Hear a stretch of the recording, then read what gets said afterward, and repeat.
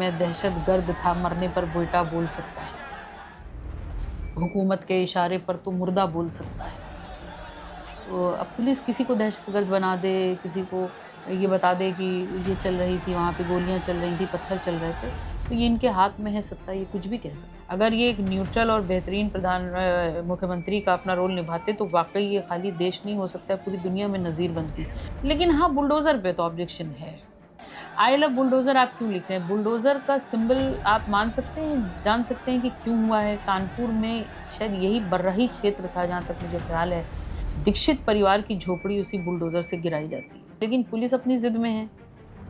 तो फिर अगर आप बात करेंगे तो फिर ज़िद तो इधर भी है कि कुछ उनको भी प्यारे हैं अपने सभी उसूल, और कुछ हम भी इत्तेफ़ाक से ज़िद के मरीज़ हैं। ये बात उत्तर प्रदेश पुलिस को समझनी चाहिए कि हम यहाँ सौहार्द की बात कर रहे हैं, आप लाठियाँ चला रहे हैं। लेकिन प्लीज़ उन लोगों के भी नामों को उजागर किया जाए जो पुलिस की लाठी से गंभीर रूप से घायल हुए हैं, जिनके सर फटे, 15-15 टाँके आए हैं सरों पे। मेरे जानकारी में ऐसे लोग भी हैं बहुत से जो बहुत ज़्यादा पीड़ित हैं और बहुत ज़्यादा तकलीफ़ में। आई लव मोहम्मद की पोस्टर की शुरुआत कानपुर से हुई, लेकिन अब पूरे प्रदेश में नहीं, पूरे देश में इसको लेकर के प्रदर्शन चल रहा है। लेकिन बरेली में जो कल हुआ, प्रोटेस्ट के दौरान लाठीचार्ज हुआ, बवाल हुआ और वहाँ कर्फ्यू जैसी स्थिति है। रात में सुमैया जी का भी एक फेसबुक पे हम लोगों ने लाइव देखा। आज हमारे साथ बात करने के लिए मौजूद हैं, लखनऊ में हैं। कैसे देखते हैं बरेली में जो कुछ हुआ? शुरुआत कानपुर से हुई, लेकिन कल बरेली में जो हुआ उसको कैसे देखती हैं? बहुत ही दुर्भाग्यपूर्ण, बहुत अफ़सोसनाक वहाँ का मंज़र था। और जिस तरीके से पुलिस ने लाठियाँ चलाई हैं, उनके अंदर ज़रा सा भी दर्द कहीं नहीं दिखा।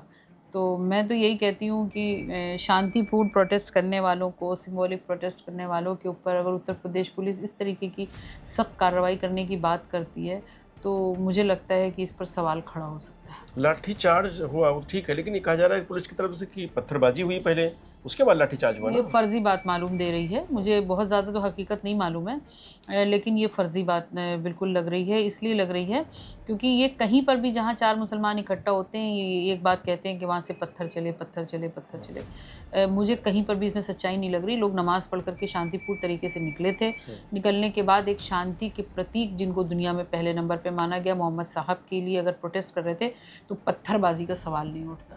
मैं पर उसी कम्युनिटी से हूँ, मैं प्रशासन तो जानती कह रहा है हूँ। कि असलहा भी मिले हैं, गोली भी चल सकती है, इस तरह की कार्रवाई हो रही है। अब देखिए, ये तो पुलिस प्रशासन है, सत्ता में बैठे हुए लोग हों चाहे पुलिस हो, वो आपको कब क्या घोषित कर दें, उसको आप नहीं वो कर सकते हैं।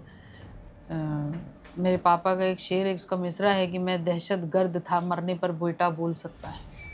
तो हुकूमत के इशारे पर तो मुर्दा बोल सकता है। तो अब पुलिस किसी को दहशतगर्द बना दे, किसी को ये बता दे कि ये चल रही थी, वहाँ पे गोलियाँ चल रही थी, पत्थर चल रहे थे, तो ये इनके हाथ में है सत्ता, ये कुछ भी कह सकते हैं। लेकिन अपनी बात कहने के लिए आपको लगता है कि प्रदर्शन ज़रूरी है, पत्थरबाजी और ये सारी चीज़ें जो सब पुलिस कह रही है कि ये ज़रूरी है, अपनी बात कह कर के आराम से भी बात कही जा सकती है? जैसा बनाया जा रहा है एक माहौल, आपको लगता है जो कि प्रदर्शन की अगर आप बात कर रहे हैं, तो वो प्रदर्शन का अधिकार भी हमको इस देश के बहुत ही वृहद और खूबसूरत संविधान ने दे रखा है। हाँ, प्रदर्शन कैसा हो ये ज़रूर सवाल हो सकता है कि किस तरीके का होना चाहिए, उसका मोड कैसा होना चाहिए, कि किस तरीके से करना चाहिए। लेकिन प्रदर्शन पे तो रोक नहीं लगाई जा सकती है। और अगर कोई प्रदर्शन करने निकलता है तो आप उसको सीधे-सीधे ये कहते हैं कि वहाँ गोलियाँ चल रही थीं, प्रदर्शनकारी गोली चला रहे थे, प्रदर्शनकारी पत्थर चला रहे थे, और ये कह कर के उनको दोषी बना के जेलों में ठूँसना, मुझे लगता है ये ज़बरदस्ती है। पुलिस ये भी तो कह रही है कि साजिश हुई है, कुछ लोग आए थे और वो लोग इस तरीके के जो नमाज़ी थे, 90% लोग नमाज़ पढ़ के चले गए। लेकिन कुछ ऐसे लोग थे जो रुके और उसके बाद पत्थरबाजी करना शुरू कर दिया। 90% लोग अगर चले जाएँगे तो वहाँ पे जितना मुझे दिख रही है वो भीड़, वो कम से कम 1,500 से 2,000 लोग हैं उसमें, उस भीड़ में जो भाग रहे जो हैं, लाठीचार्ज हुआ। जो लाठीचार्ज हुआ है। तो 90% भाग जाने का मतलब ये है कि क्या 10-10 हज़ार लोग नमाज़ पढ़ने आए थे? कैसी फ़र्ज़ी बातें पुलिस करती है। हुँ।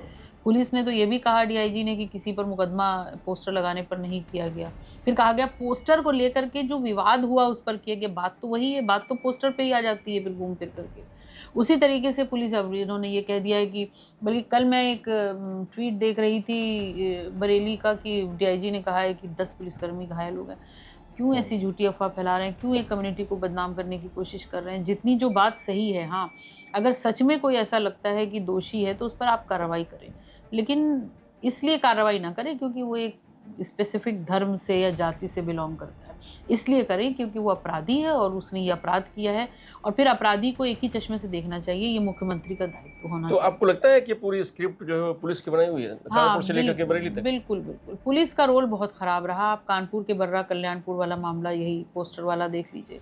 कहती है कि ऑफ़िशियली किसी पर एफ़आईआर नहीं हुई है, और एक नेशनल टेलीविज़न पे कल न्यूज़ चैनल पे उन्होंने वो नामों का भी हम तो कह ही रहे थे, उन्होंने नामों का भी खुलासा कर दिया कि ये लोग हैं जिनने उपद्रव किया और उनको अरेस्ट किया गया, उन पर मुकदमा लिखा गया। वो सब एक ही धर्म के लोग हैं।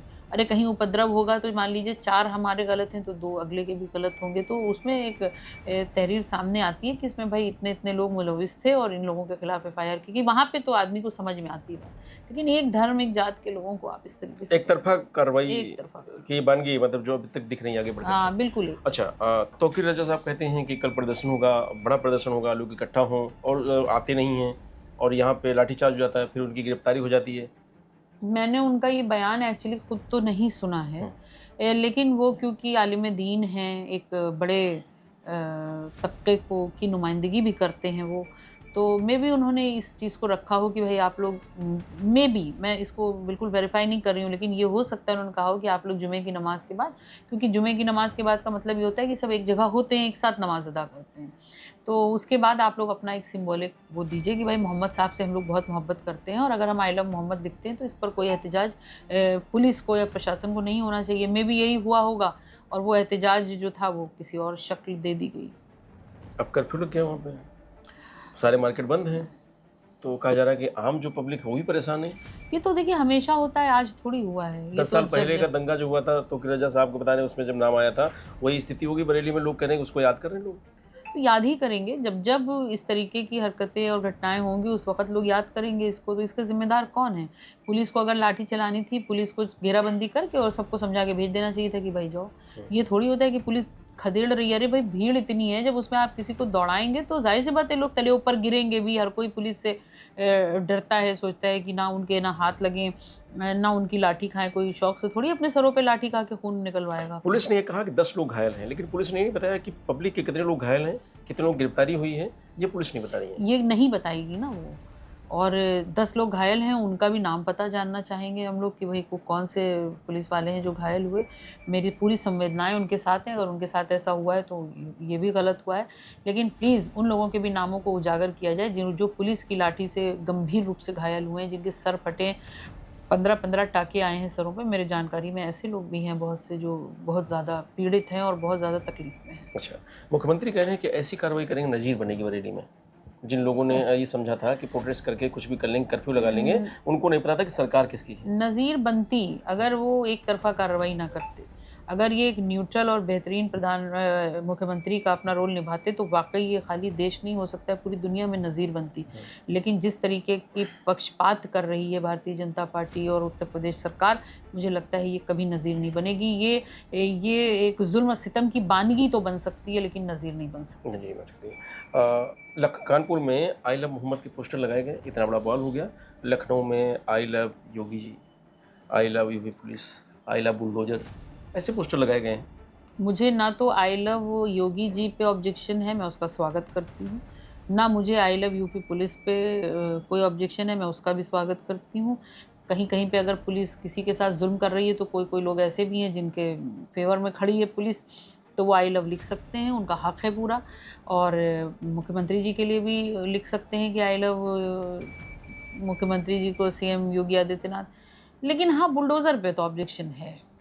आई लव बुलडोज़र आप क्यों लिख रहे हैं? बुलडोज़र का सिंबल आप मान सकते हैं, जान सकते हैं कि क्यों हुआ है? कानपुर में शायद यही बर्राही क्षेत्र था, जहाँ तक मुझे ख़्याल है, दीक्षित परिवार की झोपड़ी उसी बुलडोज़र से गिराई जाती है। हाथरस में जो बच्ची जिसके साथ रेप हुआ, उसके बाद उसका कत्ल हुआ, पेट्रोल डाल के जलाया गया, वही बुलडोज़र वहाँ नहीं चला उनके आरोपियों के ऊपर। तो बुलडोज़र किसका? और अकबर नगर पूरी बस्ती उजाड़ दी गई। तो बुलडोज़र का किस चीज़ का प्रतीक है, ये आप और हम सब जानते हैं। तो अगर कोई आई लव बुलडोज़र लिख रहा है तो इसका मतलब साफ साफ वो आतंकवाद को बढ़ावा दे रहा है, और वो ये कहना चाह रहा है कि आई लव आतंकवाद। एक आपका वीडियो भी वायरल किया जाए जिसमें कल आपने शायद बरेली की घटना के बाद दिया था, इसमें आपने कहा था कि भाई पुलिस तैयार हो जाए, अगर ऐसी ज़रूरत आई तो मोहम्मद के नाम पे गोली खाने भी हम लोग तैयार हैं। खाने के लिए तैयार है ना, मारने के लिए थोड़ी हमने कहा जी था। जी। अगर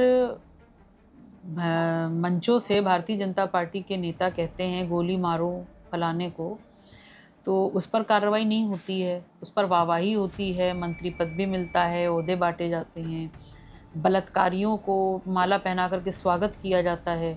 लेकिन अगर मैं ये कह रही हूँ कि अगर इस तरीके की बात, लाठी खाने की बात हो रही है, तो हम तो मोहम्मद साहब के नाम पे गोली भी खाने को तैयार हैं हँस करके। अगर पुलिस को लगता है कि हम गलत कर रहे हैं, तो वो शौक से हमारे ऊपर गोली चला दे। तो मैंने तो कोई ऐसी बात कही नहीं, मैंने तो अहिंसा का सहारा लिया कि हम हँस के आपका ज़ुल्म-सितम सह लेंगे। तो क्या ये गलत बयानी हो गई मेरी? बरेली आप गए तो वहाँ पे क्या हुआ आपके साथ? एक्चुअली बरेली तो मैं एक प्रोग्राम के लिए निकली थी, मुझे तब तक ये बरेली का इंसिडेंट मालूम भी नहीं था ये वाला।